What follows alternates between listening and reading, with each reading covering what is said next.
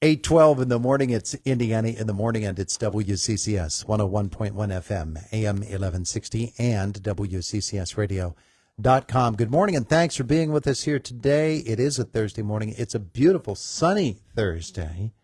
And, well, we've got big doings happening this weekend. What's the weather going to be like on Sunday? How about partly sunny and 64 degrees? Put on a light jacket and enjoy your strolling around the Hoodlebug Festival grounds. Yeah. Penny Perman is with us. Our conversation this morning brought to you by Marcus & Mack, voted best law firm and best personal injury lawyer 3 years in a row in the Best of Indiana County contest. Visit them online at marcusandmack.com. Penny, good morning to you. Good morning, Todd. It's good to have you back with us here today. Thank you. My annual visit. Yeah, so it's Sunday, huh? It's Sunday. Yeah, yes. Yeah, and a lot going on. We'll have all the rain out of here by then. Good. Because there's a possibility we get rain on Saturday. But Sunday, hey, you've got clear sailing for a very, very ambitious schedule. We'll take it. We're ready for it, too. Yeah, sure. All right, so one of the great things about the Hoodlebug Festival is it really is, all you need to do is look at the sponsors, and I'm looking at the list of sponsors on the back here, to know that this is something the entire Homer City community embraces. It is. We could not do it without the sponsors. We have many, many sponsors. I can't name them all, of course, but our senior partners are Arone Auto Body by Delaney and S&T Bank, and our partner is Komatsu and several others. And, when I send out those sponsorship letters and the money starts coming back in, I know then that the support of the community is right with us. And that's great. This is 27 years. 27 years. 27 years. My goodness Time gracious. flies. It has changed over the years from an early summer event to where we are now in early September. But the schedule of activities is just as extensive as it's ever been. My goodness. It's kind of funny how we just maintained everything, with the activities, the parade. We start out with a bicycle raffle run. Yeah. And this year, the Homer Center pool, as part of the Homer Center Parks and Rec, they're conducting that for us. So that's good. The flag raising, the American Legion comes for that. The parade's at noon. It's on Main Street, and we're looking for it to be bigger this year. We changed the time last year, so I think that threw people, but we're keeping it at noon this year. So come down to see the parade. One of the new things is the car cruise has a new location. It's been at Floodway Park, but we wanted to move it closer to the festival. So it's right on Main Street. Between Fox's and Melissa's Sheer Magic, that block. You'll have a lot of people walking past. We will, yes. And we're hoping to get a lot of cars. The cars can be in the parade at the end, and then they can just pull right onto Main Street. We might utilize East Church Street and East Elm Street also for some cars. So that's new this year. Yeah. And it's real close. They'll be real close to the festival. After the parade, the Homer Center Marching Band is performing at the stage. Kids Zone, conducted by Lola's Early Care and Education Center, is in the fire hall, and that's all free crafts for the kids and activities. And our entertainment this year, we have two bands, Somebody to Love with some classic rock, and then the Berg Boys. We had them a few years ago.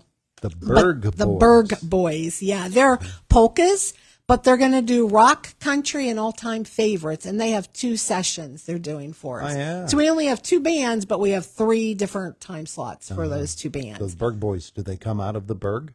They come from all around. They're national. They've won, I think, a Emmy or something, or Golden Globe. They've won some big award. Big award for the Berg Boys. Big award for the Berg Boys. And they're right here at the Hoodlebug Festival. They are. They are at the Hoodlebug. They're nationwide. Nice. And, of course, we still have our 5K race and that duck race. the duck race where they put those little plastic ducks in the creek and down they come. So Yeah. the Historical Society has sponsoring that again and conducting that. And they, I think they have 700 ducks this year. 700. 700, Wow. yes. And folks can get their ducks, right? Yes, the tickets are $5 each.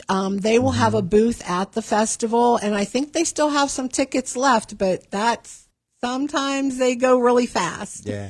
And then the 5K race kind of finishes off the day. It starts at 4:30. We already have, I believe, 60 pre-registered for the 5K race. Nice. I think everybody's looking at that great weather and Yeah. just coming out. Sure. It's perfect running weather. It is. It's perfect running weather. I remember when we did it in July, we had to have some people with some garden hoses that the runners could run under. But this time it's just perfect weather for those runners.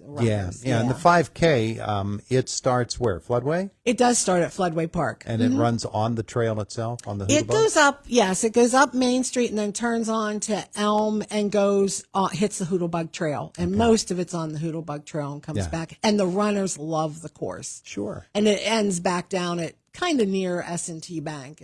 That's a nice run. It is a nice run. And I haven't even mentioned food yet. No, not yet, but you're about to. I sort of get the feeling you're about to. Yes, we have so many booths with food this year. We had to expand our food area. Oh, yeah? Yeah, so right when you come into the festival off of Main Street, that's where there's a lot of food booths. But then if you go to the middle of the field, the firemen are to the left, and they have their eat stand there. Well, we have 3 more food vendors beyond the firemen's eat stand. Oh, okay. So it's just going to be almost any type of food you want is there. So my goodness, if the thing's getting underway in the early afternoon and ending in the late afternoon, you can have lunch and dinner there. Sure can. Yeah. We suggest that. Yeah. Well, after all, you've been to a couple of dances already, and you've been to a duck race, and you've run a 5K and a bicycle poker run or raffle run, Yeah. and so you need that You have nourishment. to eat. You do. You have to eat. We're just so excited for it. We're so lucky that we're still able to do it after 27 years. And it's just all because of, we have a great committee. It's small. So we invite people to join our committee if they want to help out with this, or just come and help volunteer that day. That's always a big help also. But we're just so blessed that we can still do this after 27 years. Yeah. Now the Berg Boys perform at 3:15, and then they're back to perform at 5:20. Correct. They close the festival down. It closes at 7:00.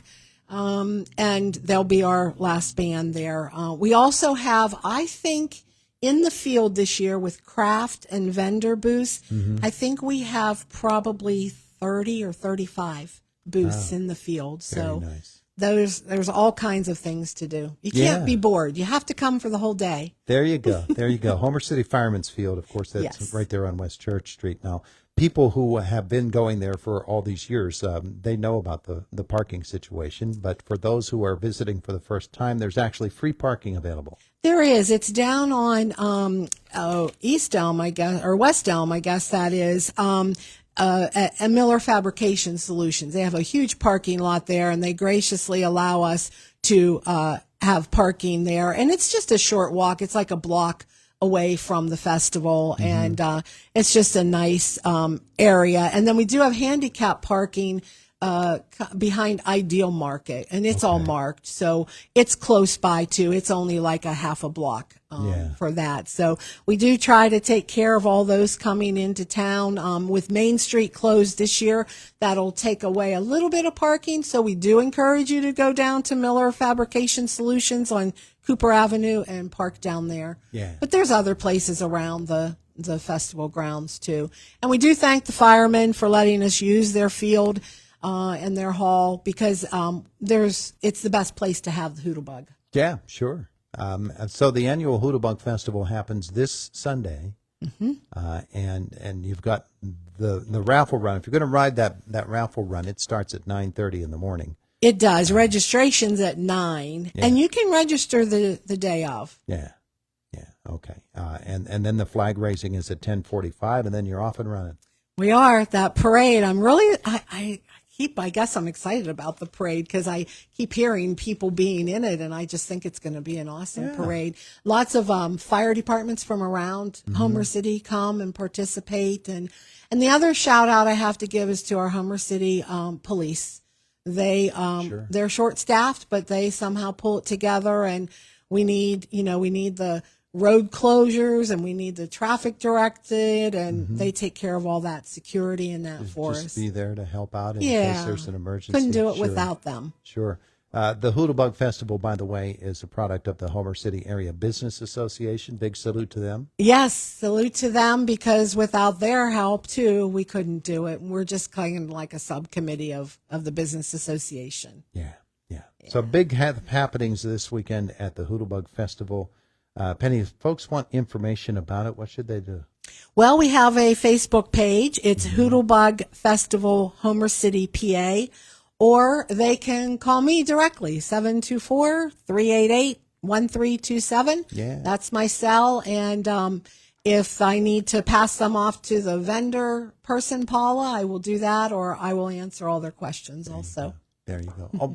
We didn't mention bingo. There's bingo, too. There is bingo. Altman Fire Department does old-fashioned bingo. Like with the cards and not the daubers, I don't think. I think they use the corn on the... They use corn on I think so. Corn on the card. I think they do corn on the card. And then you can don't quote me on that, but I think they do. Go out to one of the vendors. I'm sure we'll have corn on the cob, too. So there you go. I think there is corn on the cob, too. But yes, they do the old-fashioned bingo. So that's kind of fun, too. Sure. Yeah. It's all fun. That's what it's all about. Yes, it is. At the Hoodlebug Festival. Wonderful. Well, Penny, thanks for coming in and telling us all about it. Thank you. It's always my pleasure to do so. I love Hoodlebug. We have these cards here, these wonderful cards that you brought to us. We'll put them out on the 9th Street door. If somebody wants to come in and pick one of these cards up, it'll give you the whole schedule of events, and you can carry it around with you on Sunday.